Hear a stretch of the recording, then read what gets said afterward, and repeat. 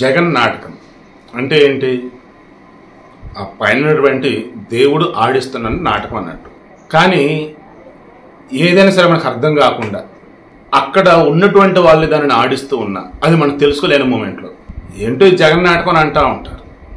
తెలిసి తెలియనట్టు, అర్థమై కానట్టు, వాళ్ళకేం తెలియదు అన్నట్టు ఉంటారు. బట్ ఆడించేది మొత్తం వాళ్ళు అన్నట్టు కూడా ఆడిచిన జగన్ నాటకం అన్నట్టు అంటారు. ఇప్పుడు కడపకి సంబంధించి, కడప ఎంపీ స్థానానికి సంబంధించి మన వివేకం సినిమా వచ్చింది కదా, స్టిల్ ఆన్లైన్లో ఉందో తీసేసారో నాకు తెలియదు. అందులో వివేకానంద రెడ్డి చెప్తూ వస్తాడు, ఏపీ రాజకీయాలు వేరు, కడప రాజకీయాలు వేరు. ఈ కడప లోక్సభ సెగ్మెంట్ కింద 6 or 7 అసెంబ్లీ నియోజకవర్గాలు ఉంటాయి కదా. ఇక ఆల్మోస్ట్ ఆటలేదో 1-2 తప్ప మిగతా అన్ని చోట్ల కూడా ఈ వైఎస్ ఫ్యామిలీ వాళ్ళే ఉండాలన్నట్టు. అండ్ కడప పార్లమెంట్ వచ్చేసి వీళ్ళే ఉండాలన్నట్టు.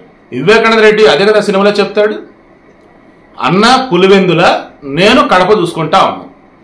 చివరికి నన్ను కాదు అని ఎంటర్ అయితే ఇంకెవరు అనుకున్నప్పుడు జగన్ వచ్చాడు. సరే మన ఫ్యామిలీ అనుకున్నాం. బట్ ఇప్పుడు వైఎస్ అవినాష్ రెడ్డి అంటే కరెక్ట్ కాదన్నట్టుగా చెప్పుకుంటూ వస్తాడు.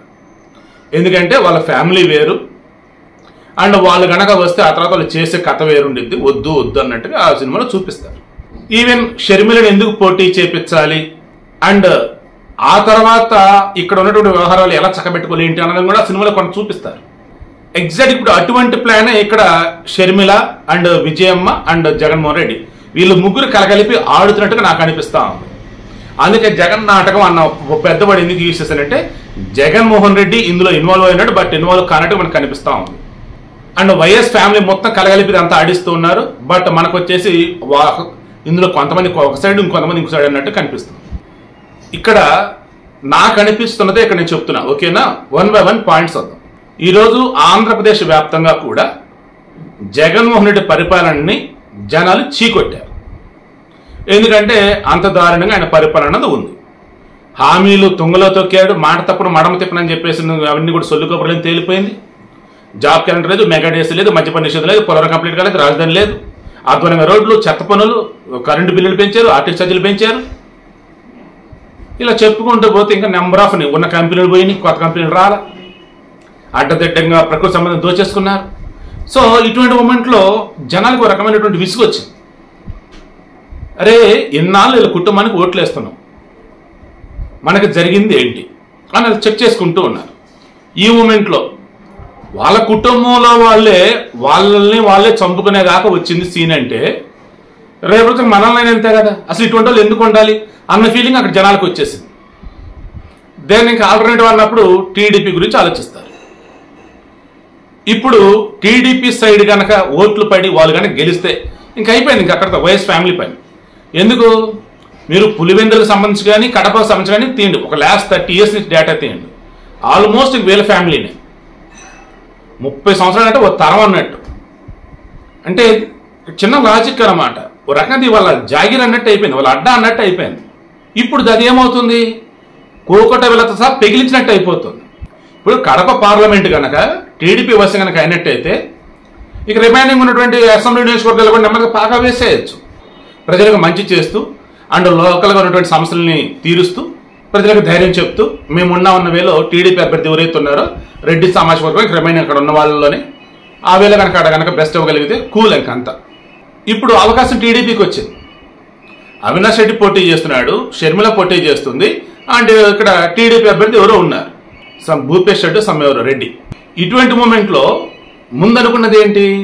ఒకవేళ సౌభాగ్యం వివేకానంద రెడ్డి యొక్క భార్య ఆమె కానీ ఆయన కూతురు సునీత కానీ వీళ్ళు కనుక పోటీ చేస్తే వివేకానంద రెడ్డి గారి గౌరవంతో ఒకవేళ మన వాళ్ళు అభ్యర్థిని పోటీ పెట్టకుండా వాళ్ళకి సపోర్ట్ ఇద్దాము అన్నట్టుగా అనుకున్నా. బట్ అలా కాదు, షర్మిల వస్తుంది ఇక్కడ పోటీలోకి. ఎందుకు? ఒకవేళ అవినాష్ రెడ్డికి పడే స్ట్రాంగ్ ఓట్లు వాళ్ళకు ఉన్నాయి అనుకుందాం, వ్యతిరేక ఓట్లు వచ్చేసి టీడీపీగా పడతాయి కదా. టీడీపీకి అలా పడ్డప్పుడు వాళ్ళకి టీడీపీ ఫేవర్గా ఉన్న ఓట్లు అండ్ వివేకానంద రెడ్డి మీద ప్రేమతో ఉన్నటువంటి వాళ్ళు అండ్ వైసీపీ అంటే పడినటువంటి వాళ్ళు మొత్తం టీడీపీకి వేస్తే ఈజీగా గెలిచేస్తే అయిపోయాయి. ఇక అప్పుడు నాకున్న దాని ప్రకారం, అంటే నాకున్నటువంటి ఐడియా ప్రకారం విజయమ్మ 2019కి ముందు ఎలా ప్రచారం చేశారు ఏంటి, 2019 తర్వాత కూడా ఆమె ఎలా మాట్లాడారు ఏంటి అన్నప్పుడు కొడుకేమో ఇక్కడ ఆంధ్రప్రదేశ్లో, కూతురేమో తెలంగాణలో, అలా దేవుడు డిసైడ్ చేసినట్టుగా చెప్పుకుంటూ వచ్చింది. చివరికి షర్మిలేమో తెలంగాణలో వల్ల కాదనుకొని తెలంగాణ కోడలు అన్నట్టుగా తెలంగాణ రాజ్యం తెస్తానట్టుగా ఆమె ఎన్ని చెప్పినా చివరికి అక్కడ ఊరు కూడా ఆమెకు సంబంధించి సపోర్ట్ ఇవ్వడం తర్వాత సంగతి. ఇక పట్టించుకోవట్లేదు. ఇక దాంతో కాదుకూడదనుకొని చివరికి ఇంకా ఏపీకి వచ్చేసింది. అఫ్కోర్స్ కాంగ్రెస్లో విలీనం చేసింది. ఇక తెలంగాణలో వద్దనుకున్నారు, ఆంధ్రాకు పంపించున్నారు. ఇక ఆంధ్రాకు వచ్చిన తర్వాత విజయం ఏ రోజు కూడా నోరెత్తి మాట్లాడింది లేదు. షర్మిల కాంగ్రెస్లో ఉంటూ ఉంది, ఇతనేమో వైసీపీలోనే. విజయం మాత్రం కూతురికి ముద్దు పెట్టేసి ఆల్ ది బెస్ట్ చెప్తుంది, కొడుకి ముద్దు పెట్టి ఆల్ ది బెస్ట్ చెప్పింది, తల్లిగా తన బాధ్యత తాను.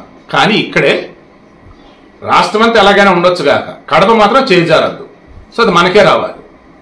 షర్మిల నించుండిద్ది, ఓటు చీల్చిద్ది, దెన్ టీడీపీకి వెళ్లాల్సినవి ఇటు వచ్చేస్తాయి, అటు అవినాష్ రెడ్డి గెలవచ్చు. ఒకవేళ అవినాష్ రెడ్డి ఓడిపోయినా టీడీపీ గెలవకుండా ఉండే విధంగా చంద్రబాబు నాయుడు సపోర్ట్ తీసుకుందాం. ఎలా సేమ్ వివేకం సినిమాలో కానీ వివేకానంద రెడ్డిని అడుగుతారు కదా జగన్మోహన్ రెడ్డిని గెలిపించాలి అని. ఈయన వచ్చేసి ఆల్రెడీ సోనియా గాంధీ చెప్పారు ఫోన్లో నించుంటా అని. వాళ్ళకి ఇచ్చిన మాట ప్రకారం నేనే నించుంటా, మీకు ఇచ్చిన మాట ప్రకారం మిమ్మల్ని గెలిపిస్తా. ఎలా లోకల్గా ఉన్న వాళ్ళని నేను నించున్నా, ఓట్లు మాత్రం వాళ్ళకే నేను చెప్పినట్టు. అలాగే టీడీపీ అభ్యర్థి నించున్నా ఈ షర్మిల వచ్చేసి జగన్మోహన్ రెడ్డి పోరాటం చేస్తున్నట్టుగా మొత్తం వాళ్ళు నమ్మితే దెన్ వీళ్ళ పార్టీ వాళ్ళకి పడే ఓట్లు కూడా షర్మిలకి వేయండి అని చెప్పేస్తే అయిపోయాయి. దెన్ తాను గెలిచేసిద్ది. లేదు ఓట్లన్నీ వచ్చేసి అటు అవినాష్ రెడ్డి షర్మిల మధ్య చీలిపోతాయి. టీడీపీకి సంబంధించి ఎటు ఇంక పడవు, ఇంకేమిటి ఏముండదు, అడ్డంగా పరుగు బాయ్. సో కడప కోటని బద్దలు కొట్టే ఇది వచ్చింది. కడప కోట ఇస్ నథింగ్ బట్ అక్కడ ఉన్నటువంటి ఈ వైఎస్ ఫ్యామిలీ ఇన్నాళ్ళు ఏదైతే పాగా వేసి ఉందో దాన్ని బద్దలు కొడుతూ టీడీపీ వాళ్ళు అక్కడ జెండా పాతే అవకాశం వచ్చింది. దానిని ఇప్పుడు మిస్ చేసుకోకూడదు. మీరు క్లియర్గా అబ్జర్వ్ చేయండి. రాష్ట్ర రాజకీయాలన్నీ ఒక ఎత్తు, కడప రాజకీయాలన్నీ ఒక ఎత్తు అన్నట్టుగా సినిమాల్లో ఎన్నో సందర్భాలు మనం చూస్తున్నాం.